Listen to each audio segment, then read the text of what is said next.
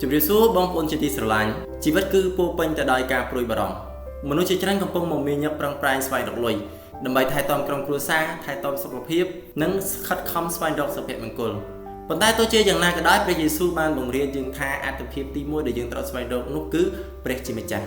នៅក្នុងព្រះគម្ពីរម៉ាថាយចំពុក6ខ33បានចែងថាចូលស្វែងរកនគរនិងសេចក្តីសុចរិតនៃព្រះជាមុនសិននោះទើបគ្រប់របស់ទាំងនោះនឹងបានប្រទានមកអ្នករាល់គ្នាថែមទៀតផងព្រះយេស៊ូវមិនបានមានព្រះបន្ទូលថាអាហារទីជម្រកឬក៏សម្លៀកបំពាក់នោះមិនសំខាន់ទេប៉ុន្តែផ្ទុយទៅវិញព្រះអង្គបានរំលឹកយើងថាឲ្យយើងយកទ្រង់ជាអាទិភាព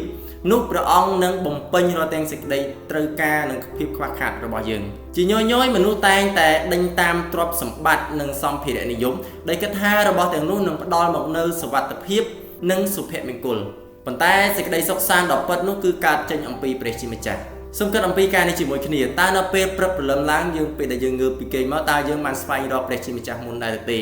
ឬក៏យើងពេលងើបពីគេងមកយើងស្រវេសវ៉ាចាប់យកទូរស័ព្ទឬក៏យើងគិតអំពីការងារនៅថ្ងៃនេះឬក៏យើងគិតអំពីបញ្ហារបស់យើងប្រសិនបើយើងចាប់ផ្ដើមថ្ងៃថ្មីដោយការអធិដ្ឋានអានព្រះបន្ទូលរបស់ព្រះអង្គទុកចិត្តព្រះអង្គនោះយើងនឹងទទួលបាននូវបទពិសោធន៍នៃសន្តិភាពជាមួយនឹងព្រះអង្គហើយមិនតែប៉ុណ្ណោះយើងក៏ទទួលបានបទពិសោធន៍នៃការផ្គត់ផ្គង់ពីព្រះជាម្ចាស់ផងដែរសប្តាហ៍នេះខ្ញុំសូមលើកទឹកចិត្តដល់អស់លោកអ្នកបងប្អូនទាំងអស់គ្នាសូមចំណាយពេលជាមួយព្រះជាម្ចាស់ជាមុនសិនសូមអធិដ្ឋានមុនពេលធ្វើការសម្រេចចិត្តទុកចិត្តលើព្រះជាជាងការព្រួយបារម្ភរបស់យើងនៅពេលដែលយើងយកព្រះជាម្ចាស់ជាអាទិភាពព្រះអង្គនឹងថែរក្សាពួកយើងទាំងអស់គ្នាឲ្យបានសម្រេចអរគុណសូមព្រះប្រទានពរ